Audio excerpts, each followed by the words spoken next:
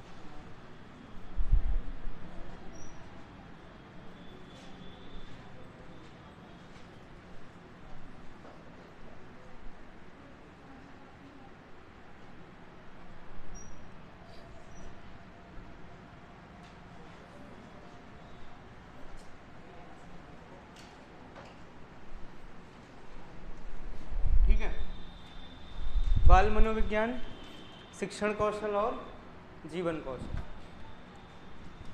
Total आपकी कितने number की आने वाली है? 30 नंबर की। परीक्षा का नाम है सुपर टेट। ठीक है, जल्दी आपको सुपर टेट की सूचना खुशखबरी मिलेगी बहुत जल्द। ठीक है, भर्ती कितनी होगी इस पे मत फोकस करिए, अच्छे से तैयारी करते रहिए। बस जो महत्वपूर्ण है, हमारा काम है कर्म करना। ठीक है, और जो अच्छे से कर्म करेगा, अच्छे से तैयारी करेगा, वही सफल होगा। तो ये विषय जो हैं आपके, अब इन विषयों से मुठभेड़ होगी सुपर टेट में।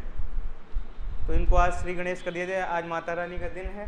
ठीक है, तो आज से श्री गणेश जरूरी है। तो कुछ जानते हैं इन विषयों के बारे में? देखिए, अब क्योंकि टेट तो देना नहीं है हमें, 30 क्वेश्चन आना नहीं है, नंबर ऑफ क्वांटिटी भी गिर गई, 10 क्वेश्चन 10 क्वेश्चन 10 क्वेश्चन। तो हम इस तरीके से पढ़ें कि सुपर टेट में हमारे लिए आराम हो, है ना। हमारा 30 क्वेश्चन जो है विदिन 10 मिनट्स में लग जाए।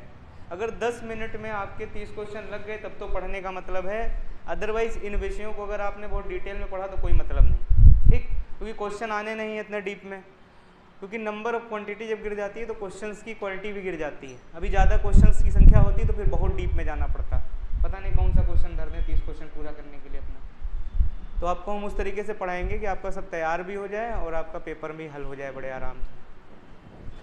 तो बाल मनोविज्ञान के बारे में तो बताने की ज़रूरत है नहीं, सब लोग जानते होंगे। क्या जानते हो बाल मनोविज्ञान के बारे में? कौन कौन जानता है? पहले हाथ उठाओ, पहले तो जान लें कौन कौन जानता है। देखिए, ये हम एक असेसमेंट कर रहे हैं, ठीक है ना। असेसमेंट समझते हो? असेसमेंट का मतलब होता है एक पुस्तक आई थी, उसका नाम था the principle of instructional sign. उसमें 9 प्रकार के साइन बताए गए थे पढ़ाने के लिए। ठीक है, और इसको प्रस्तुत किया था ग्रेगनी उर्फ गैने ने। ठीक है ना, जिनकी आप लोग एक किताब पढ़ते हो, द कंडीशन ऑफ लर्निंग। सड़ी गली किताब है, सबको पता है और आती ज़रूर है हर परीक्षा में। ठीक, लेकिन इनकी ये 3 किताबें बहुत फेमस हैं, तो समय आएगा तो आपको बता देंगे। अच्छा, हमने बताई थी किताबें आपको एक बार। कितने लोग ऐसे हैं जिन्हें सब याद है? हाथ उठाओ। अच्छा, सामने आ जाए तो याद है, चलो कोई बात नहीं, अच्छी बात है कि एक क्वेश्चन आपका बुक्स से ज़रूर आ जाता है पेपर में। ठीक, चलिए थोड़ा सा इंट्रोडक्शन ले लीजिए, फिर उसको शुरू करते हैं। तो उन्होंने बताया था कि सबसे पहले जो होता है 9 साइन होते हैं एजुकेशन को लेके। तो उन्होंने कहा था कि जैसे उन्होंने अधिगम सोपानकी दी थी तो उन्होंने 8 चरण बताए थे ग्रेगनी ने, रॉबर्ट एम गैने नाम है इनका पूरा। उसी तरीके से इन्होंने अपनी एक किताब दी थी, उस किताब में 9 साइन बताए थे। कहा था कि इन साइंस को ध्यान में रख कर ही एक टीचर को पढ़ाना चाहिए। और वो साइन किसके लिए थे? अध्यापक के लिए थे, ना कि बच्चों के लिए थे, बच्चों के लिए नहीं थे। ठीक है, तो चलिए वो सब तो बात की बात है, समय आता जाएगा, जहाँ जहाँ पर उनकी ज़रूरत होगी हम लिखवाते चलेंगे, नोट्स को व्यवस्थित ढंग से बनवाते चलेंगे। ठीक, सबसे पहले बाल मनोविज्ञान का उद्देश्य क्या होता है, हम क्यों पढ़ रहे हैं, क्यों इसकी परीक्षा देते हैं, कौन बताएगा? बताओ भाई, बाल मनोविज्ञान का क्या उद्देश्य है? ये अकॉर्डिंग टू सुपर टेट पढ़ा रहे हैं हम, ठीक है, टेट नहीं। बताओ भाई, बाल मनोविज्ञान का क्या उद्देश्य है? बालक के व्यवहार का अध्ययन कर लिया तो क्या हो गया? बाल मनोविज्ञानी। मनोविज्ञान का मतलब क्या है? व्यवहारों का अध्ययन। ठीक है, आगे लग गया बाल, तो बालक के व्यवहारों का अध्ययन। हम बनने जा रहे हैं 1 to 5 में टीचर, तो अगर बच्चों के व्यवहारों को भली भांति नहीं जानेंगे तो उनके व्यवहारों में परिमार्जन कैसे लाएंगे? यानी शिक्षण कौशल का क्या उद्देश्य है? बालक के व्यवहार में परिमार्जन या परिवर्तन या बदलाव, और कैसा? अस्थायी परिवर्तन। ठीक, हमारे शिक्षण कौशल इसीलिए पढ़ाया जाता है ये टॉपिक, यानी शिक्षण का एक विशेष उद्देश्य होता है बालक के व्यवहारों में परिवर्तन या परिमार्जन लाना। ठीक है, और वो भी कैसा होना चाहिए? स्थायी होना चाहिए। मतलब समझे? अभी समझोगे स्थायी का मतलब। स्थायी का मतलब ये होता है किसी चीज़ को हम बच्चे से बार बार कहते हैं बेटा करो, बेटा करो, बेटा करो, जिस दिन हम ना कहें और वो कर दे, समझ लेना उसी दिन क्या हो गया? स्थायी हो गया। समझ गए बात को? और जब तक हम कह रहे हैं तब तक वो स्थायी नहीं है। समझ गए? तो हम किसी चीज़ को उसके व्यवहार में परिमार्जन तभी ला सकते हैं जब हम उसके व्यवहार को, जब हम किसी व्यक्ति के अच्छे और बुरे व्यवहार को समझेंगे, तभी ना हम उसमें बदलाव कर सकते हैं।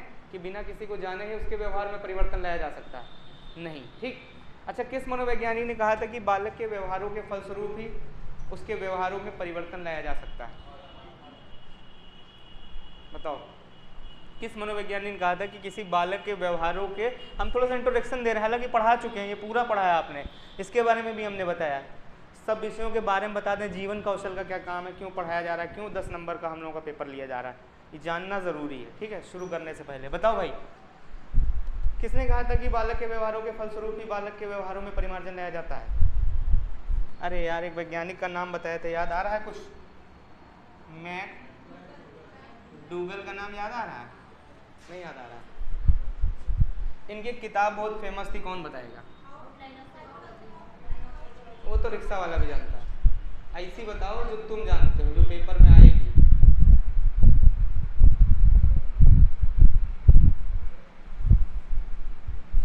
बताया था एक बार, याद करो, an introduction of social psychology लिखवाया था एक बार में, बहुत पहले, जब बहुत छोटे थे आप लोग, पढ़ने आते थे पहले, तब पढ़ाया था आपको। ठीक, लोग भूल गए हैं। An introduction of social psychology. ठीक है, और इसी में एक सिद्धांत इन्होंने प्रतिपादित किया था मैकडूगल महोदय ने, और उस सिद्धांत का क्या नाम था, कौन बताएगा?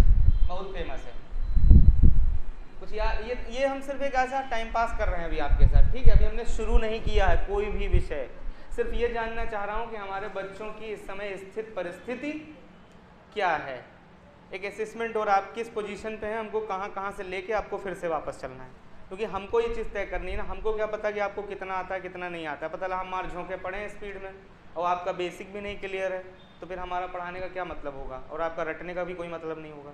तो हम सब चीज़ एक एक बारीकी से आपको फिर से समझाते चलेंगे, और याद भी आता जाएगा, कुछ कुछ चीज़ें तो याद ही आ जाएंगी जो पढ़े, जो यहाँ नहीं पढ़े हैं, जो पहली बार पढ़ रहे हैं, वो परेशान ना हो, एक एक चीज़ हम छोड़ेंगे नहीं। ठीक, मैकडूगल ने एक सिद्धांत दिया था, बहुत फेमस है, बताओ, नाम सुने होंगे, the hormic theory of behaviour. पढ़ाए थे भैया, भूल गए सब? चलो ठीक, द हार्मिक, लिख लो, of behaviour, the hormic theory of behaviour सिद्धांत है। और इस सिद्धांत को हमने कहाँ पढ़ाया था, कुछ याद आ रहा है बचपन में? इस सिद्धांत को हमने कहाँ पढ़ाया था? और मैकडूगल का जिक्र सबसे ज्यादा कहाँ होता है? हिंट भी दे रहे हैं, अब बताओ। मूल प्रवृत्ति का प्रणेता किसे कहा जाता है? मैकडूगल को ही क्या कहा जाता है? मूल प्रवृत्ति का जन्मदाता। ठीक है, मूल प्रवृत्ति क्या होती है, कौन बताएगा आप में से? ये एक असेसमेंट चल रहा है जिसमें से अभी हमें थोड़ा बहुत अंदाजा हो रहा है कितना से कहाँ से पढ़ाना है। बताओ क्या होता है मूल प्रवृत्ति, कौन बताएगा? एक परिभाषा मूल प्रवृत्ति से हर साल पूछी जाती है, बताओ। और नहीं परिभाषा पूछेगा तो बच्चा सिर्फ इतना पूछेगा मूल प्रवृत्ति की खोज किसने की थी, और भी कुछ नहीं पूछ पाएगा, तो सिर्फ इतना पूछेगा कि मूल प्रवृत्तियाँ कैसी होती हैं। तो जन्मजाते होती हैं, मूल प्रवृत्ति कभी अर्जित नहीं की जाती। एक चिड़िया का बच्चा घोंसला बनाना कहीं सीखने नहीं जाता है, वो सीख जाता है। मछली तैरना सीखने कहीं नहीं जाती, लेकिन वो तैरने लगती है। समझ गए? हम खाना खाना कहीं ट्रेनिंग लेने नहीं जाते, लेकिन खाने लगते हैं। समझ रहे हैं? बहुत सारी चीज़ें हमारे अंदर होती हैं जो हमें जन्मजात मिलती हैं अपने माता पिता से, इसी को हेरिडिटी भी बोलते हैं। और इसी के बारे में एक वैज्ञानिक थे जिनका नाम था, आपने पढ़ा होगा टेट में, सब तो टेट पास हो ना भैया, फिर काहे चित्ता उदास हो।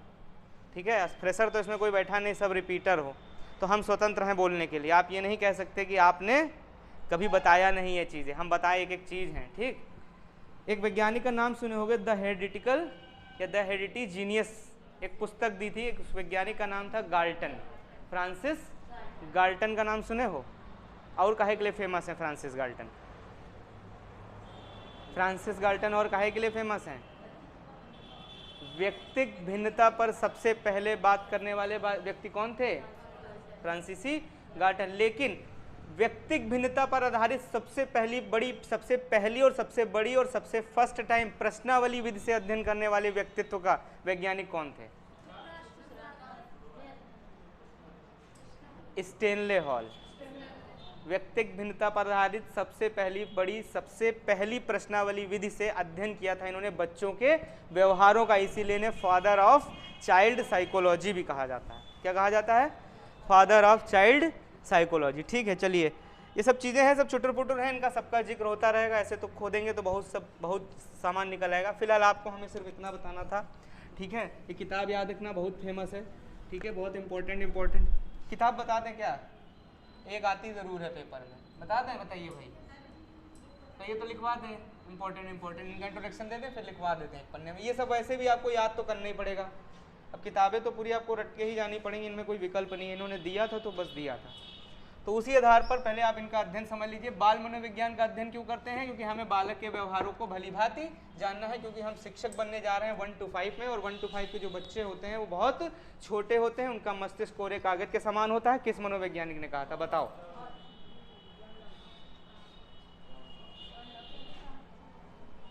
थोड़ा बहुत मनोविज्ञान से भी मोहब्बत कर लीजिए आप लोग, हैं? ये भी आएगा आपकी ज़िंदगी में, बहुत बड़ा रोल प्ले करने वाला है 30 नंबर में। आप इसको हल्के में मत लीजिए। 30 नंबर समझ रहे हो? ज़िंदगी पलट देंगे तुम्हारी, या तो इधर रखेंगे या तो बाहर कर देंगे हमेशा के लिए। 30 नंबर कम ना समझिए। और अगर जिस हिसाब से पढ़ाता हूँ, जिस हिसाब से रटाने की कोशिश करता हूँ, समझाने की कोशिश करता हूँ, कर लोगे तो मात्र 5 से 10 मिनट में 30 क्वेश्चन करके बैठ जाओगे, और उसके बाद फिर तो आपके बल्ले बल्ले हो जाएगी। फिर हिंदी संस्कृत तो जेब में है आपकी। अभी भी रस नहीं याद हुए क्या? अभी भी व्यंजन नहीं समझ पाए? अभी भी प्रत्याहार याद नहीं हुए? अभी भी अभिज्ञान शकुंतलम नहीं आई? सब वही है। ये विषय आपको याद करने बहुत अनिवार्य है, क्योंकि बड़ी मात्रा में आ रहे हैं। 30 नंबर का है, जीएस के बाद दूसरा यही है, समझ लो।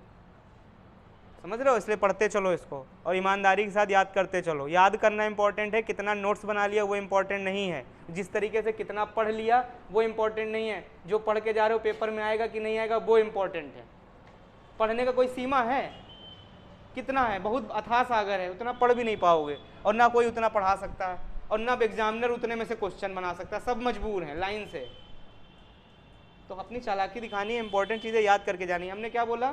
बच्चों का मस्तिष्क कोरे कागज के समान है। ये कथन याद रखो बच्चा, कहीं नहीं मिलेगा, जीवन कौशल में मिलेगा तुमको।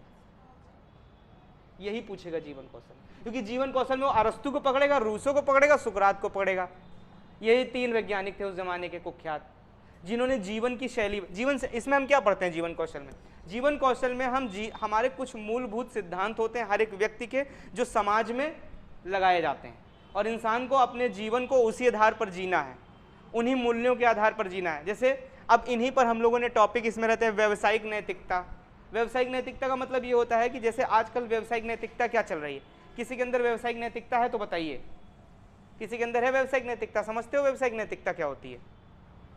मतलब ये होता है कि अगर आप किसी से कुछ धन ले रहे हैं किसी चीज़ के बदले, तो आपकी रिस्पॉन्सिबिलिटी बनती है कि वो चीज़ उसके लिए परफेक्ट हो। नहीं समझे? जैसे हम आपसे धन ले रहे हैं सुपर टेट की तैयारी कराने के लिए, अपने सब्जेक्ट के लिए, तो हमारी रिस्पॉन्सिबिलिटी होनी चाहिए कि हम बच्चों को वो चीज़ें बताएं जो एग्जामिनेशन हॉल में उनके लिए उपयोगी हों। अब ये ना बताएं कि टाइम पास कर रहे हैं, लिखा रहे हैं, छपा रहे हैं, बस इंतज़ार है कि बस अगला महीना शुरू हो जाए। इसे बोलते हैं व्यावसायिक नैतिकता। आपका टॉपिक है जीवन कौशल में। पढ़ाएंगे वो डिटेल में। ज़्यादा दिन का टॉपिक नहीं है, मुश्किल से 10 दिन का टॉपिक है बस केवल हम लोगों की खाली वार्तालाप होगी, हम आपकी आत्मा में भर देंगे जीवन कौशल। जब भी प्रश्न आएगा आपके भावनाओं में बहेगा जीवन कौशल।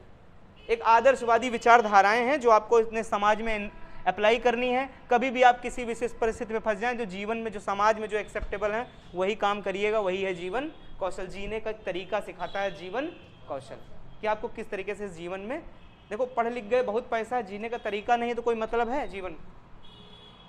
पढ़ने का भी कौशल होता है, ठीक है, उसी तरीके से जीने का भी एक कौशल होता है। कुछ लोग बिना उद्देश्य के जीते हैं, कुछ लोग उद्देश्य के साथ जीते हैं। समझ गए? एक वो डायलॉग सुने हो ना, जिंदगी कैसी होनी चाहिए, लंबी या छोटी, ऐसे कुछ करके है गाना, कहावत है ना, नहीं सुने हो? हाँ डायलॉग है ऐसे ही कुछ, खैर छोड़ो, क्या करना है डायलॉग का, आ जाइए वापस। चलिए जीवन कौशल हो गया। चलिए नोट डाल के पहले आपको आज हम इंपॉर्टेंट एक बुक्स लिखवा देते हैं। चलिए लिख लीजिए, लगे हाथ तब आ ही गया दिमाग में तो लिख ही लो, ठीक है। हेडिंग डालो इंपॉर्टेंट बुक्स, आएगी जरूर, एक क्वेश्चन जरूर तुमको मिल जाएगा बच्चा इस जो हम लिखवाने जा रहे हैं, ठीक है।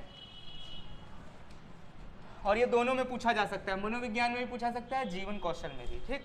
आज श्री गणेश किया है, अभी शुरुआत नहीं कर रहे हैं, अभी सिर्फ वो चीज़ें लिखा रहे हैं जो आपको रटना ही रटना है। मतलब हम बीच बीच में पूछते रहेंगे, और जब जब इन बुक्सों का जहाँ पर, जैसे मान लीजिए हम आपको जॉन डीवी के बारे में बता रहे हैं, तो जॉन डीवी के बारे में जब बताएंगे तो वहाँ भी इन बुक्स का जिक्र करेंगे, लेकिन तब तक आपके दिमाग में होनी चाहिए, वहाँ ये ना लगे पहली बार सुन रहे हैं, ये क्या चीज़ है, समझ रहे हो। चलिए तो नोट डाल लीजिएगा, फर्स्ट क्लास, ठीक, और इम्पोर्टेंट बुक्स, यही हेडिंग होनी चाहिए, ठीक। चलो लिखो सबसे ज़्यादा और सबसे पहले नंबर पर अगर कोई बुक है और उसको कोई टक्कर नहीं दे सकता है तो लिख लो the condition of learning, the condition of learning, ठीक है। और इस किताब के प्रणेता थे Robert M Gagne, Robert M Gagne, या इनको उर्फ ग्रेगनी के नाम से भी आता है। टेट और पीएनपी वाले उनको इतना मालूम ही नहीं है, वो इतना पढ़े लिखे नहीं है, वो हर साल जानते हो क्या बोलते हैं, गैने या ग्रेगनी या कुछ भी, जैसे मॉर्गन एंड मुर्रे को मरे बोलते रहते हैं हर बार पेपर में, ठीक है। क्रैचमर, उनकी भी गलती नहीं है, कारण यह है कि इंग्लिश में इनका नाम कुछ है, इनकी लैंग्वेज में कुछ और बोला जाता है, हम लोग उसका अनुवाद करके उसको हिंदी में लिख देते हैं, तो गलती हम लोगों की भी नहीं है, ठीक है। चलिए द कंडीशन ऑफ लर्निंग, इस किताब को ज़रूर याद रखिएगा, बहुत महत्वपूर्ण है और सबसे भारी मात्रा में पूछी जाने वाली किताब है, वेरी वेरी वेरी इंपॉर्टेंट, ठीक है। इसमें क्या बताया गया था ज़रा सुन लो ध्यान से, नहीं तो मज़ा नहीं आएगा पढ़ने में, ठीक है। हर चीज़ का मैंने बताया ना कारण होना चाहिए, हमारी बीमारी यही है, इसलिए हमारी क्लास थोड़ी लेंथी हो जाती है, लेकिन ड्रिल हो जाता है अंदर तक, ऐसा मुझे लगता है। अब आप लोग बता सकते हो याद होता है कि नहीं होता है, याद हो रहा है कि नहीं हो रहा। 3 मिनट में हम इसको 30 बार बोल डालते हैं, अब भी ना याद हुआ तो कभी याद नहीं होगा, ठीक। द कंडीशन ऑफ लर्निंग किसकी है, और यही इस बार सुपर टेट में आएगी, रॉबर्ट एम गैने की है, ठीक है। और इसमें क्या बताया गया था, किनारे ऐसे एरो मार के लिख भी लेना अगर इच्छा हो, नहीं तो कोई बात नहीं है। इसमें यह बताया गया था भैया कंडीशन ऑफ लर्निंग में कि जीने के क्या हैं, जीने के नहीं सॉरी अधिगम के क्या हैं, कुछ स्टेप्स होते हैं, चरण होते हैं, और उन चरणों के बारे में इसमें बखान किया गया है इस किताब में। और इसी किताब से लिया गया है वो आपका अधिगम सोपानकी, जिसमें कितने चरण थे, 8 चरण, ठीक है। चलिए ये हो गई इनकी किताब। इनकी एक किताब और लिख लीजिएगा, द प्रिंसिपल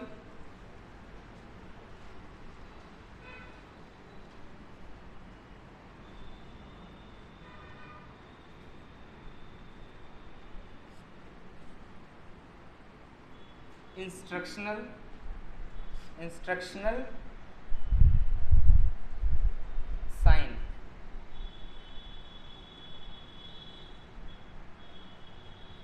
या डिजाइन कर लिया,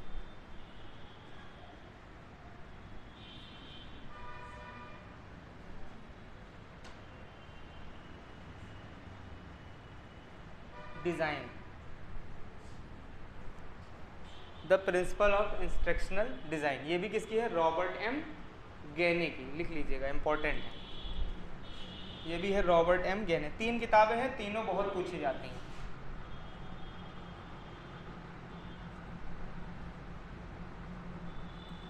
ये भी महत्वपूर्ण है, ठीक है। Robert M गेनी।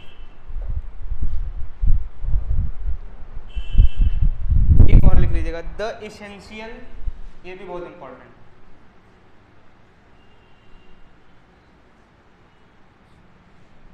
The essential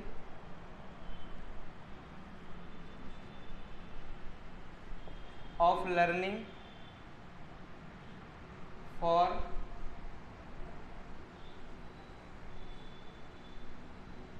instruction, ये भी लिख लीजिएगा, रॉबर्ट एम गेने। और ये तीनों डब्बे में बंद कर लीजिएगा, वेरी वेरी वेरी इंपॉर्टेंट, ठीक है।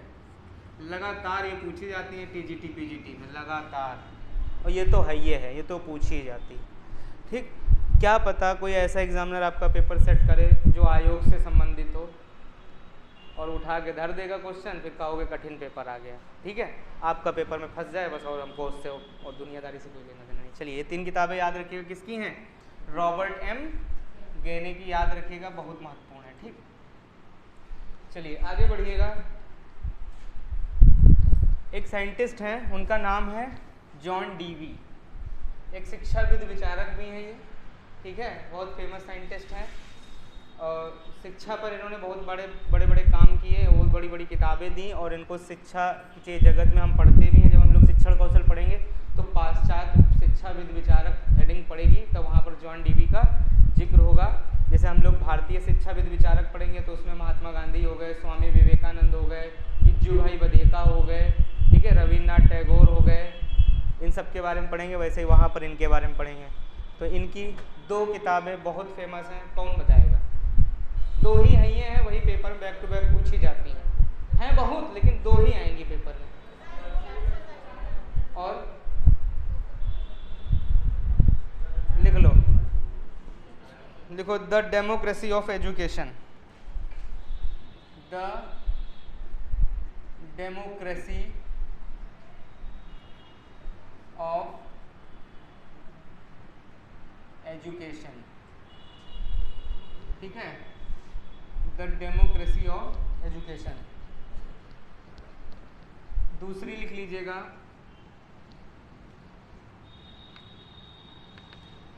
द स्कूल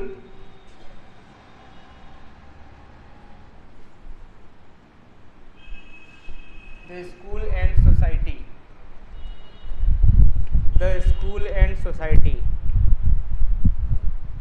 इसको देने वाले वैज्ञानिक का क्या नाम है? बहुत पूछी जाती है, वेरी वेरी वेरी। देखो, हम वही पढ़ाएंगे जो पेपर में फंसे, ठीक है ना, उतना पढ़ के जाओ कि पेपर फंसे। इसी को बोलते हैं व्यवसायिक नैतिकता, यही है जीवन कौशल का आपका पहला टॉपिक, समझ गए। हमें आपके साथ वो नहीं करना है कि जो नहीं है वही पढ़ा रहे हैं, ठीक है ना, इसी को बोलते हैं व्यवसायिक नैतिकता। चलिए लिख लीजिएगा, यही उद्देश्य है जीवन कौशल का, समझ गए, शिक्षा के क्षेत्र में व्यवसायिक नैतिकता। चलो लिखो, क्या है? John Dewey. अच्छा, जॉन डीवी से कुछ और याद आ रहा है आपको? बताओ। इन दोनों ही किताबों में डीवी महोदय ने, जानते हैं क्या बताया था? प्रगतिशील शिक्षा पर बल दिया जाए। क्या होती है प्रगतिशील शिक्षा? कभी कभी पेपर में यही पूछ लेता है और बच्चा खाली नहीं जानता है, वह भी नहीं बता पाता। बताओ, प्रगतिशील शिक्षा का क्या मतलब है? ऐसी शिक्षा जिसमें बच्चों को क्या मिले?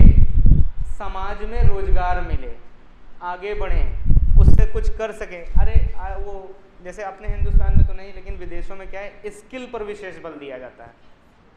मतलब जैसे अपने यहाँ क्या है कि बस किस स्कूल में पढ़ोगे पढ़ लो, एक निश्चित पाठ्यक्रम है पढ़ लो, थोड़ा और जाओगे साइंस लोगे कि मैथ लोगे, साइंस ले कि कॉमर्स लोगे, साइंस लोगे तो MBBS बनना है, मैथ लेंगे तो IITN बनना है, कॉमर्स लेंगे तो CA बनना है। बस 3 ही इमेम होते हैं बच्चे के, है ना। और इसके बीच में उसके अंदर कितनी स्किल्स हैं किसी को नहीं पता। तो उसी पर बल दिया गया था कि अगर स्किल पर बल दिया जाए, प्रगति होगी, शिक्षा की क्या होगी? प्रगति होगी। अगर एक कॉमन एवरेज तक उसको पढ़ाई करा के और उसकी स्किल पर बल दिया जाए, इसका बहुत बड़ा इम्पैक्ट है। कोरिया वोरिया में देखिए आप, कोरिया वोरिया में छोटे छोटे बच्चों को ना बढ़िया क्लास स्कूल में ही उनके बढ़िया तीरंदाजी भी सिखाई जाती है। इसलिए कभी ओलंपिक देखना, कोरिया का रिकॉर्ड देखना तुम ओलंपिक में, भाई साहब ज़बरदस्त रिकॉर्ड है, देखा है ना। और हम लोगों का रिकॉर्ड कहाँ रहता है, कभी देखना। उसका सबसे बड़ा, हमारे यहाँ के बच्चों को स्किल्स दिखाने का अवसर ही नहीं दिया जाता, बस पढ़ो पढ़ो पढ़ो, सिर्फ पढ़ो। यही है हमारे यहाँ का संज्ञानात्मक विकास। और माँ बाप भूल गए हैं कि बाल विकास के कितने पक्ष होते हैं, 5 पक्ष होते हैं। संज्ञानात्मक पक्ष, भावात्मक पक्ष, सामाजिक पक्ष, नैतिक पक्ष और शारीरिक पक्ष। और कहते हैं शारीरिक पक्ष से ही सबसे ज़्यादा ब्रेन का डेवलपमेंट होता है, ठीक है। जो बच्चे ज़्यादा शारीरिक श्रम करते हैं या शारीरिक एक्टिविटी करते हैं उनका ब्रेन ज़्यादा डेवलप्ड कर जाता है। इसीलिए गांव के बच्चों का ब्रेन जो होता है वो ज़्यादा डेवलप्ड होता है हर क्षेत्र में, बजाय कि शहर के बच्चों में। शहर के बच्चों का भी होता है लेकिन उतना डेवलप नहीं हो पाता, ठीक है। क्यों? क्योंकि हम लोग यहाँ एक पद्धति है, बस संज्ञानात्मक विकास करना है, मानसिक विकास करना है, सोशल डेवलपमेंट पे कोई बात ही नहीं है। इमोशनल डेवलपमेंट तो दूर दूर तक नहीं है इमोशनल डेवलपमेंट। क्यों? हम लोगों के घर में सिखाया जाता था कि बेटा चीज़ें बांट के खाओ, शेयर करके खाओ, ताकि हमारे अंदर एक भावना रहे। कल को हम कहीं भी रहें, अगर एक समोसा भी हमारे पास है तो हम अपने फ्रेंड को आधा तोड़ के दे दे, डैट इज़ इमोशनल डेवलपमेंट। और इससे क्या आता है, प्रेम आता है। आज के ज़माने में जो आज रिश्ते, परिवार, नाते, संबंध सब टूट रहे हैं, उसका सबसे बड़ा कारण यही है, कहीं भी इमोशनल डेवलपमेंट की बात नहीं हो रही। और पहले इमोशनल डेवलपमेंट था, सारे परिवार एक साथ रहते थे। आज क्या है, कहीं एक परिवार आप बता दीजिए जो एक साथ हो, उनके यहाँ चाय पियोगे तो उनके यहाँ खाना खाओगे, अगर उनके यहाँ 1 घंटे के लिए नहीं गए तो लड़ाई हो गई, काम खत्म। है ऐसा? पहले था ऐसा? पहले ज्वाइंट फैमिली रहती थी, 10-10, 5-5, 4-4 भाई लोग रहते थे। तो कहने का मतलब यही है कि इमोशनल बच्चों में इमोशनल डेवलपमेंट होगा नहीं। अरे सोच इमोशनल डेवलपमेंट को मारो गोली, भावात्मक विकास को मारो गोली। नैतिक विकास है कहीं दिखता है दूर दूर तक। आजकल कोई माता पिता कहते हैं कि बेटा पैर छू लो फलाने अंकल के, तो जब वो उनके पैर छुएगा नहीं तो कल को वो अपनी पीढ़ी को बताएगा कि बेटा पैर छुओ, और पैर छुओगे नहीं तो एक कनेक्शन बनेगा नहीं। जो हमारे समाज में कौशल बनाए गए हैं वो टूट जाएंगे, सब सारी कनेक्टिविटी टूट जाएगी। यही है साइकोलॉजी। और प्रगतिशील शिक्षा में जॉन डीवी ने यही कहा था कि ऐसी एजुकेशन होनी चाहिए जिससे व्यक्ति आगे बढ़ सके। जैसे महात्मा गांधी ने वार्धा योजना में या वार्धा सम्मेलन या बुनियादी शिक्षा में कहा था कि शिक्षा कैसी होनी चाहिए, व्यवसायिक परक होनी चाहिए, कि बच्चा बेरोजगार नहीं घूमना चाहिए। आज हम लोग ग्रेजुएट हैं, पोस्ट ग्रेजुएट हैं, क्या किसी के पास रोजगार है? कितना बड़ा दुर्भाग्य है। आप सब प्रशिक्षित स्नातक हो, सबके पास स्किल्स है, आपकी डिग्रियों का कोई मोल है? हम मोल लगा रहे हैं, कुछ लोग, कुछ उद्योगपति लोग मोल लगाते हैं। एक से एक टैलेंटेड बच्चों को हमने देखा है, बेचारे क्या करें, बेरोजगारी में संघर्ष झेल रहे हैं, ठीक है। तो ये बात, ये भाई साहब सही कह रहे थे इसमें कि एक बदलाव होना चाहिए, कि थोड़ी भी शिक्षा ग्रहण करके उसकी स्किल्स को मजबूत करके वो अपना रोजगार चला सके। वो ज़्यादा इंपॉर्टेंट है कि लेकिन डिग्रियां घूम रहे हो उसका इंपॉर्टेंट है? बताओ, समझ रहे हो ना। तो कहने का मतलब मेरा यही है कि ऐसी एजुकेशन होनी चाहिए जिससे बच्चा आगे चल के स्वरोजगार कर सके, समझ गए। यही था इन किताबों में, और इसीलिए इनको प्रगतिवादी शिक्षा का जनक भी कहा जाता है। लिख लेना, बहुत बार पूछा गया है इंडिविजुअल क्वेश्चन कि प्रगतिवादी शिक्षा का जनक किसे कहते हैं। और प्रगतिवादी शिक्षा से ही जन्म लेता है प्रयोजनवाद। प्रयोजनवाद का पिता भी किसे कहा जाता है? जॉन डीवी को। बहुत इंपॉर्टेंट है ये, ठीक है। जब प्रयोजनवाद पढ़ाएंगे तब बताएंगे, ठीक। चलो 3 क्वेश्चन बन रहे थे जॉन डीवी से, लपेट लो। चलिए आगे बढ़िएगा।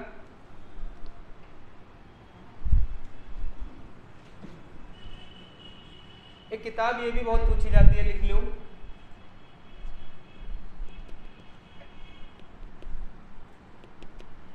The interpretation of dreams. ये कौन बताएगा? The interpretation of dreams. एक किताब तुमको परीक्षा में जरूर मिल जाएगी, जितनी लिखा रहा हूँ आज, ठीक है। पढ़ के चले जाना, 1 नंबर तुम्हारा 30 में आज डाउन हो जाएगा। पूरे गिनाते चलूँगा, जैसे टेट में गिनाया था, कोशिश वही रहेगी, गिना देंगे कि यहाँ से आने की प्रबल संभावना है बच्चा, इसको रट जरूर लेना घर में। तभी 5 से 10 मिनट में लिख के आओगे फोकट का पेपर। बताओ जल्दी से, इंटरप्रिटेशन ऑफ ड्रीम्स किसकी पुस्तक है? हैं?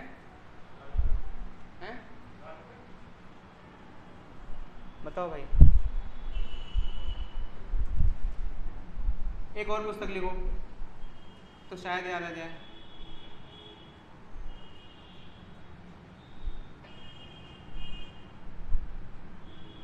एक वैज्ञानिक को जानते हो, सिगमंड फ्रायड हैं। एक किताब इनकी हमने लिखाई थी बहुत पहले, याद आ रहा, द बियॉन्ड, हैं? बताओ भाई, इतना हिंट दे रहे हैं तब भी नहीं बता पाते।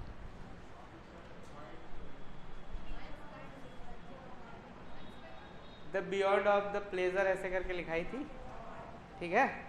इनकी ही पुस्तक है, दोनों किताबें सिगमंड फ्रायड की हैं, लिख लो। The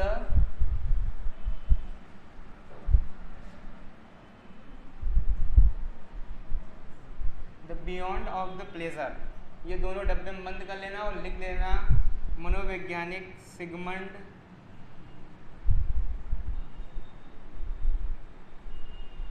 Freud.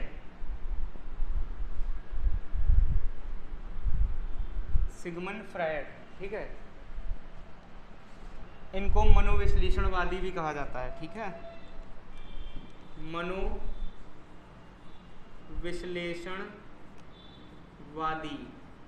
कई बार परीक्षाओं में पूछा गया है कि मनोविश्लेषणवाद कौन दिया या मनोविश्लेषणवादी किसे कहा जाता है। सिगमंड, हिंदी में लिखना चाहो तो लिख लो, फ्रायड लिखा हुआ मिल जाता है पेपरों में, ठीक है। सिगमंड फ्रायड पूरा नाम है इनका, और वैसे फ्रायड के नाम से आप इनको जानते हो, ठीक है। ठीक, इस किताब में इन्होंने बताया था कि जो मनोवैज्ञानिक सपने होते हैं, मतलब जो इंसान रात में सपने देखता है, उनका आने का कारण क्या होता है और उनमें कहाँ तक की सच्चाई होती है और वो कैसे आते हैं। बहुत अच्छी अच्छी किताबें हैं साइकोलॉजी पर, कभी समय जीवन में मिले तो पढ़िएगा इनको, बहुत अच्छी अच्छी बातें इन लोगों ने बताई है। तो इन्होंने बताया था सपने कैसे आते हैं, हमारे जो ड्रीम्स हैं वो कैसे आ जाते हैं, उनकी क्या सच्चाई है, क्या हकीकत है, कैसे आते हैं, क्या क्या है, XYZ सब इन्होंने बताया। तो लिख लो सपनों के बारे में, ठीक है। विस्तृत जानकारी दी थी सिगमंड फ्रायड ने, साइकोलॉजिकल कारण बताए थे।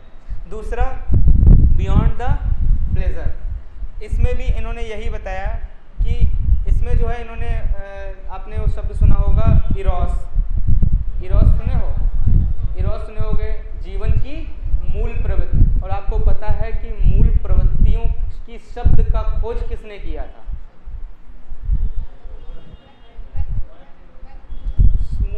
अरे भैया, अगर हम तुमसे कहें पारिस्थितिकी शब्द की खोज किसने की तो क्या बताओगे? एजी टांसले बताओगे, तो काहे एजी टांसले को बता रहे हो? यहाँ भी वही बताओ, ऑर्नेस्ट हैकल। कौन है इसके ऑर्नेस्ट हैकल? मनोविज्ञान शब्द के मूल प्रवृत्ति के ऑर्नेस्ट हैकल कौन है? विलियम जेम्स, बिल्कुल सही उत्तर आया, विलियम जेम्स ने अच्छा बताओ, मनोविज्ञान शब्द की खोज किसने की थी सबसे पहले? मनोविज्ञान शब्द की खोज किसने की थी सबसे पहले? अरे तुम खाली पर्यावरण में ऑर्नेस्ट हैकल का याद रखे हो, ये इतने सारे ऑर्नेस्ट हैकल हैं, इनको रटो, ये आएंगे पेपर में। हाँ, कौन था? लिख लो ऊपर कोलम फुंतुड़ू में, रुडोल्फ गोल्काय। रुडोल्फ गोल्काय ने मनोविज्ञान शब्द की खोज की थी, ठीक है। अच्छा चलो, किताब की बात हो रही तो चलो इसको भी निपटा दिया जाए। रुडोल्फ गोल्काय की एक बहुत प्रसिद्ध पुस्तक थी जिसमें मनोविज्ञान शब्द का पहली बार जिक्र हुआ था, वो किताब कौन सी है? हमने बहुत पहले, जब आप बहुत छोटे थे तब आपको बताया था, जब पहली बार यहाँ आए थे। बताइए। साइकोलॉजिया, लिख लीजिएगा, पुस्तक पूछ सकता है कि रुडोल्फ गोल्काय की कौन सी पुस्तक है, लिख लेना, साइकोलॉजिया। बहुत इंपॉर्टेंट किताब है ये, याद रखना, भूलना मत, ठीक है। साइकोलॉजिया किसकी किस पुस्तक है? रुडोल्फ गोल्काय, ठीक है। 1590 में इसी पुस्तक में जिक्र हुआ था बाल मनोविज्ञान का, बहुत फेमस हो गया। सॉरी, बाल मनोविज्ञान, मनोविज्ञान का, ठीक है। चलिए, सिगमंड फ्रायड याद रखेंगे, रुडोल्फ गोल्काय याद रखेंगे, ठीक। चलिए आगे बढ़िएगा, अगली किताब लिखिएगा, बहुत महत्वपूर्ण है, परीक्षा में पूछी भी गई है कई बार और इस बार भी आ गई। नाम लिखिएगा, the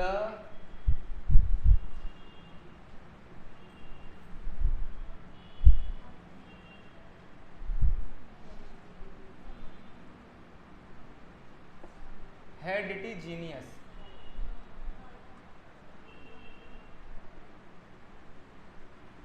the heredity genius, Francis Galton लिख लीजिएगा, ठीक है। फेमस हैं और इम्पोर्टेंट भी हैं, वेरी इंपॉर्टेंट लिख लीजिए।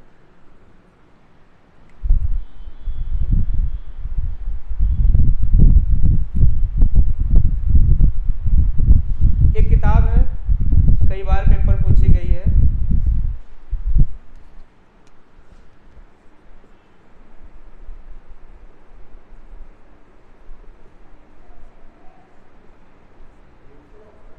द एमिल किसकी रचना है? किसकी है? लिख लो, रूसो की। रूसो। द एमिल किसकी है? रूसो। और इसी के ऑब्लिक में सुनो, ये किताब आपकी जीवन कौशल में पूछी जा सकती है, ठीक है। और इन्हीं की एक और पुस्तक बहुत फेमस थी, किसी को याद है उस किताब का नाम? कौन सी है? द सोशल कॉन्ट्रैक्ट, ठीक है। मनोवैज्ञानिक कौन है? रूसो, ठीक है। किस मनोविज्ञान ने कहा था कि मनोविज्ञान आत्मा का विज्ञान है? किसने कहा था?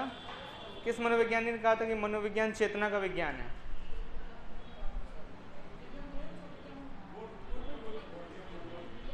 किस मनोवैज्ञानिक ने? हम सब पढ़ाएंगे, टेंशन ना लो, आज सिर्फ शुरुआत किया है, बिल्कुल चिंता ना करना, एक एक चीज़ पढ़ाएंगे, हमारा काम ही है ये पढ़ाना, ठीक है। हमारा 1 घंटा आपका समय हमारे लिए, तो हम आपको अपने हिसाब से उसको पढ़ाएंगे, आप उसकी टेंशन, बस आपका फ़र्ज़ इतना है कि कॉपी में लिखो और दिमाग में घुसेड़ लो बस, ठीक।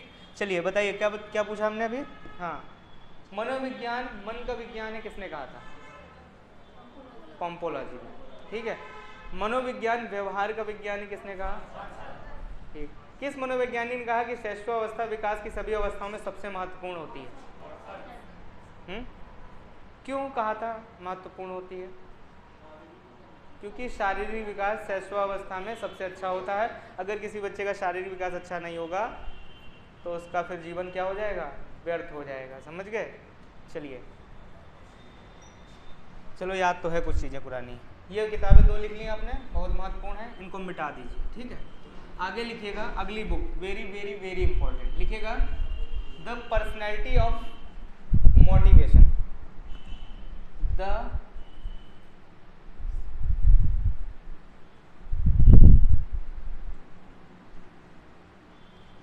पर्सनैलिटी ऑफ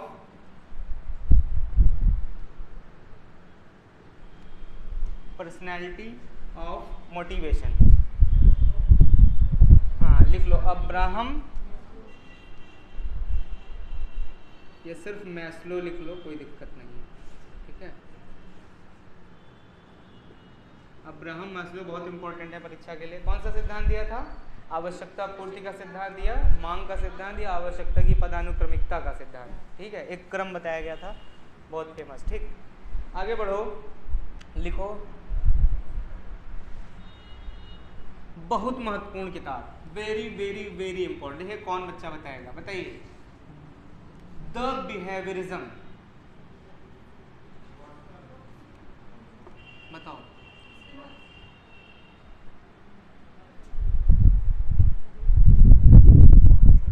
बताओ भाई, द बिहेवियरिज्म है? पक्का? चलो लिख लो द वॉटसन। वॉटसन महोदय की है, ठीक है। वॉटसन कैसे वादी थे? लिख लेना आगे, एरो मार के, व्यवहारवादी।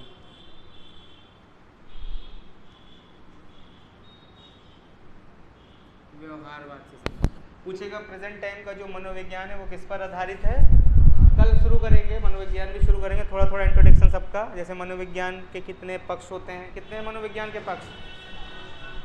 आम वाचक लिखाया था, आत्मा का मनोविज्ञान, मन का मनोविज्ञान, चेतना का मनोविज्ञान, व्यवहार का मनोविज्ञान और क्रिया का मनोविज्ञान, ठीक है। इंट्रोडक्शन देते देते सबका चलेंगे, ठीक है, थोड़ा थोड़ा, जीवन कौशल का भी, शिक्षण कौशल का भी। चलिए, ये इतनी चीज़ समझ में आई। एक और इससे मिलती जुली किताब है, द प्रिंसिपल ऑफ बिहेवियरिज्म। ये किसकी पुस्तक? द प्रिंसिपल ऑफ, किसकी है? द प्रिंसिपल ऑफ बिहेवियरिज्म किसकी है? बताओ, किसकी है? किसकी है? स्किनर की है।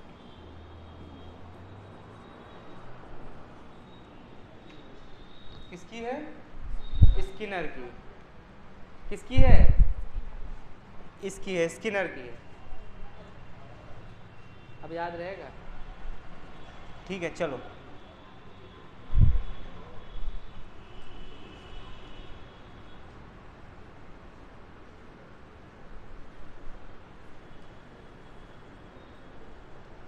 ये किसकी है? सब एक जैसी है ना, इसलिए हम भी कंफ्यूज हो जाते हैं। ये किसकी है? हल की है।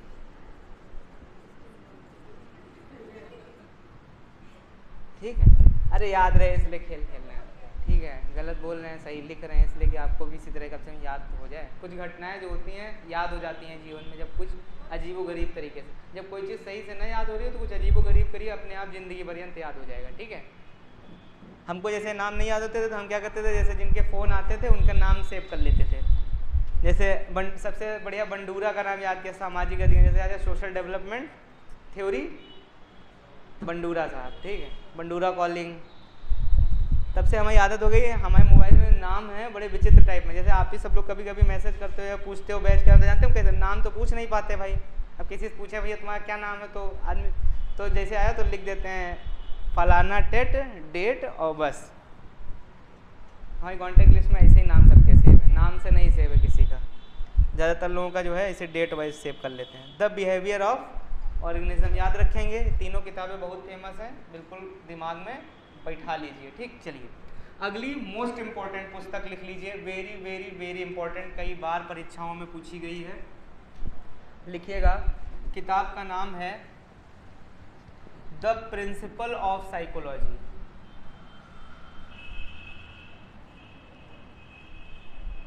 किसने दी थी? बहुत सही, विलियम जेम्स महोदय ने दी थी। एक और किताब है the outline of psychology. Psycho किसने दी थी? हाँ, मैकडूगल। मैकडूगल। ठीक, एक किताब है इन माइंड्स ऑफ मेन, किसने दी थी? इन माइंड्स ऑफ मेन किसने दी थी? ये उसने दी थी जिसने पारिस्थितिकवाद का प्रणेता कहा जाता है, या पारिस्थितिकी वाद का सिद्धांत दिया था। पारिस्थितिकवाद का सिद्धांत किसने दिया था? बताओ, लिख लो, गार्डनर मर्फी। गार्डनर बहुत पूछी जाती किताब है, गार्डनर। कुछ रह जाएंगी कल लिखा दूंगा। ठीक है, गार्डनर मर्फी। भैया आ गए हैं, मैथ भी बहुत देर से हम समय ले रहे हैं उनका। ठीक है, गार्डनर मर्फी। लेट तो नहीं हो रहा, बस 5 मिनट और बता दें। Gardner Murphy. ठीक है, इन माइंड्स ऑफ मैन क्या है, किसकी पुस्तक है? गार्डनर मर्फी की। ठीक है,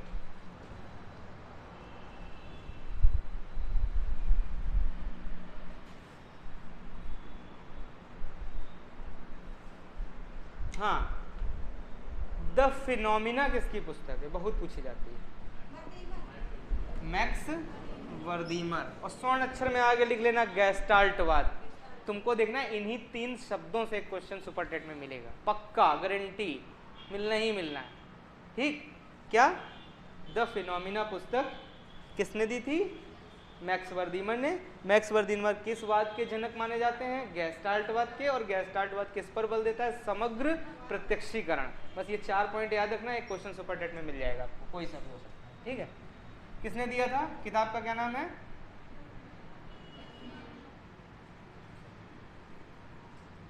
द फिनोमिना पुस्तक किसकी है?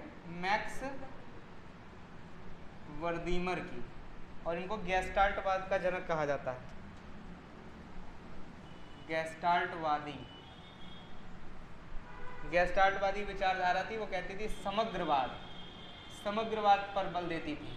ठीक है, और सबसे सक्सेसफुल सिद्धांत इन्हीं का हुआ, इन्हीं के चेले का हुआ, नाम था कोहलर, सूझ्य अंतःदृष्टि का सिद्धांत। ठीक है, समस्या को हल जब व्यक्ति अपने आप से करता है तो जो ज्ञान और अनुभव प्राप्त करता है वो जीवन पर्यंत चलता है।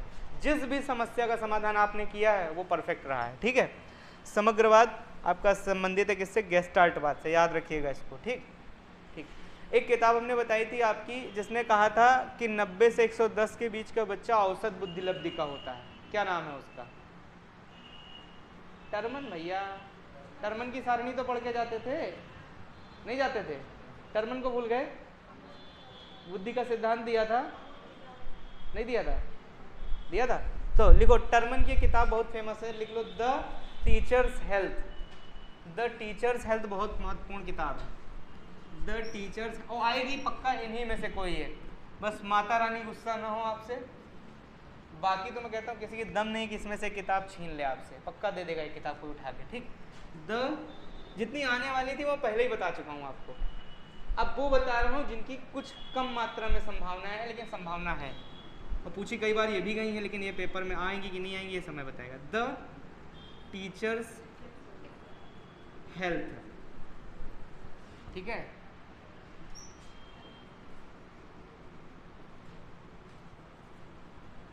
टीचर्स हेल्थ, ठीक है। किसने दी थी? टर्मन महोदय ने दी। किसने दी थी?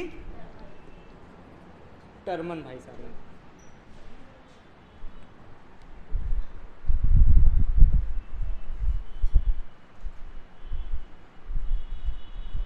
जीन पियाजे की कोई पुस्तक नहीं बता रहा है,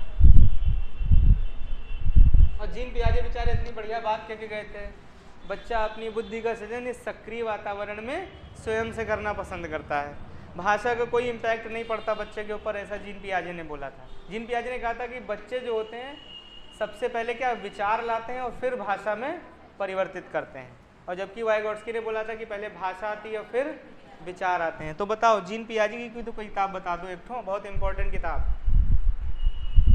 लिखो, the language of thoughts and a child. The language and thoughts of a child, नहीं तो भाषा ही पलट जाएगी। द लैंग्वेज एंड थॉट, इधर ऊपर लिख लो, the language and thought of a child. Gene पियाजे, gene पियाजे, क्योंकि ये थॉट को महत्व देते थे, विचार को, ठीक है। इसीलिए इन्होंने इसी किताब में बताया था कि बच्चों में सबसे पहले विचार जन्म लेते हैं, उसके बाद धीरे धीरे भाषा जन्म लेती है, ठीक है। और जबकि वाइगोट्स्की बताते हैं सबसे पहले भाषा आ जाती है, बच्चा विचार बाद में व्यक्त करता है। सबके अपने अपने थे लैंग्वेज के। स्किनर कहते थे बच्चा अनुकरण से सीख जाता है भाषा को, कुछ भी सुनता रहेगा सीख जाओ। सही भी बात है, हम लोगों को हिंदी कैसे आई? सुन सुन के ही तो आई, अकॉर्डिंग टू स्किनर महोदय, ठीक है। तो लिख लीजिएगा जीन पियाजे, ठीक। और जीन पियाजे ने इंटेलिजेंस पर बात की थी, तो इनकी किताब इंटेलिजेंस नाम से भी है। नाम बताओ उस किताब का? द प्रिंसिपल ऑफ इंटेलिजेंस, लिख लो, the principle of intelligence, Jean पियाजे। द प्रिंसिपल ऑफ इंटेलिजेंस किसकी है? जीन पियाजे। द प्रिंसिपल ऑफ, 4-5 किताबें हुई कि नहीं हुई? 4-5 किताबें लिखे हो कि नहीं लिखे हो अब तक? देखो सुनो, कल सुनेंगे एक एक आदमी से, तो आज बेहतर है कि बच्चों की तरह रट लेना, तभी तो हम आगे बढ़ेंगे, नहीं तो फिर हम कल यही लिखवाएंगे। सही बता रहा हूँ मैं, कल यही क्लास फिर दोबारा चला दूंगा। कारण ये है कि अगर याद नहीं करोगे तो बहुत भंडारा है। अभी तो ये भी हमको हम कॉमन पढ़ा रहे हैं, ये मत सोचना कि शिक्षण कब बाबा मरेंगे, कब शिक्षण कौशल का समय आएगा। अब कि हम ये भी चल रहा है साथ में ये भी चल रहा है, और हमारा मन घूमेगा तो हम ये भी चला देंगे, ठीक। सीधे बताएंगे कि एक शिक्षक को अपने बच्चों का अध्ययन अधोपांत करना चाहिए। किस मनोवैज्ञानिक ने कहा? किसने कहा था? रूसो ने कहा था। किसने कहा था कि एक बच्चा जो होता है वो जन्म से क्रियाशील होता है? अरे इन्होंने ही तो कहा था, जन्म से क्रियाशील होता है। बच्चा वैज्ञानिक होता है, बच्चा सक्रिय बुद्धि का सृजन करता होता है। समझ गए बात को? चलो बस एक दो और लिखा देंगे, है तो बहुत सारे, चलो एक दो और लिख लो, इंपॉर्टेंट है। लिखो, एक और लिख लो, सबसे ज्यादा और सबसे important, very very important, RRR, इतनी ख्याति है इस किताब की, जान लो। और इस किताब से तो एक क्वेश्चन आना ही आना है सुपर टेट में, वरना सुपर टेट की बेइज्जती हो जाएगी। समझ रहे हो? किताब का नाम है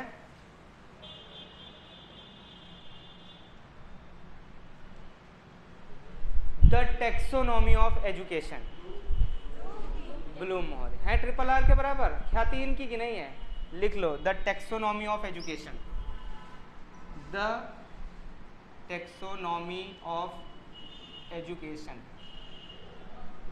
ब्लूम महोदय की है। आज जाके इसको चपका लेना घर में और याद कर लेना, अगर 1 नंबर चाहिए सुपर टेट में, ये नौकरी के लिए है आपके, ठीक। 150 में 1 नंबर यहीं से आने वाला है, पक्का श्योर, ठीक है।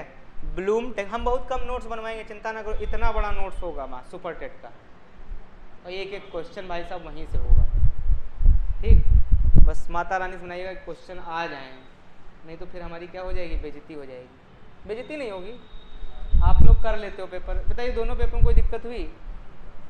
वो चाहे जितनी बार पेपर बने, अगर आप लोग जितना बता रहा हूँ इतना कर लोगे ना तो आपको दिक्कत नहीं होगा, हो जाएगा आपका पेपर भगवान की दया से। चलिए, ब्लूम हो गए, टेक्सोनॉमी, ठीक है, वेरी वेरी वेरी इंपॉर्टेंट। एक और बता दें, पुष्पा भी तो जान लो, RR जान लो तो पुष्पा भी जान लो। पुष्पा भी, किताबों के पुष्पा कौन है? कहीं सर जी पहले तो बता चुके, वो सब का रहा, वो सब और पुरानी वाली हिट्स हैं, जैसे DDLG हो गई है ना, सूर्यवंशम हो गई, ठीक है। जैसे ग्रेगनी की गहने वाली जो किताब नहीं है, द कंडीशन ऑफ लर्निंग, वो सूर्यवंशम है, समझ लो, मनोविज्ञान की। जैसे सेटमैक्स पे हर बार आवा करती है ना घूम घूम के, तो उसका नाम लिख लो आगे सूर्यवंशम। ना याद हो तो आगे एरो मार के लिख लिया करो। देखो मजा आना चाहिए। लर्निंग का मतलब क्या है? देखो, एक महान शिक्षा शास्त्री, फादर ऑफ एजुकेशन किसको कहा जाता है? शिक्षा शास्त्र का पितामह किसे कहा जाता है बताओ?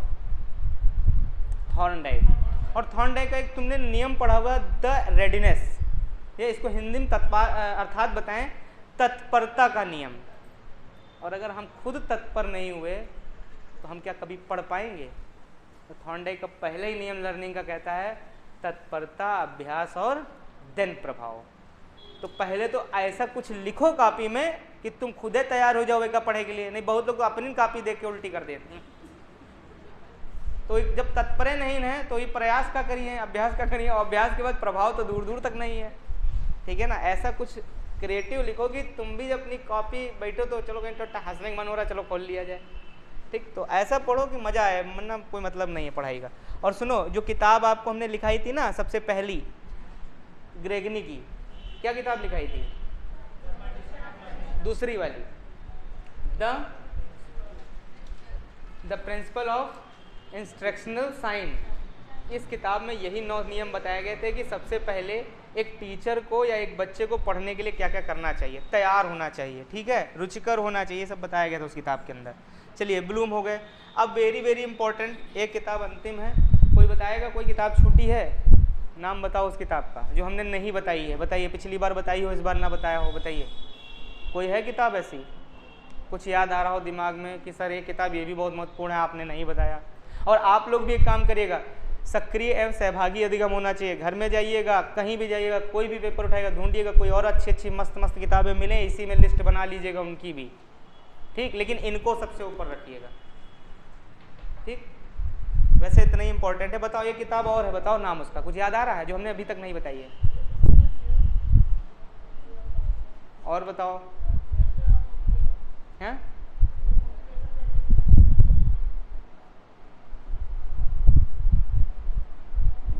सोचो सोचो, दिमाग लगाओ। द एडोलेंस, स्टेनले हॉल, लिख लो, वेरी इंपॉर्टेंट। द एडोलेंस बहुत इंपॉर्टेंट। स्टेनले हॉल को भूल सकते हो क्या? स्टेनले हॉल ला लिख देने को तो कहेंगे।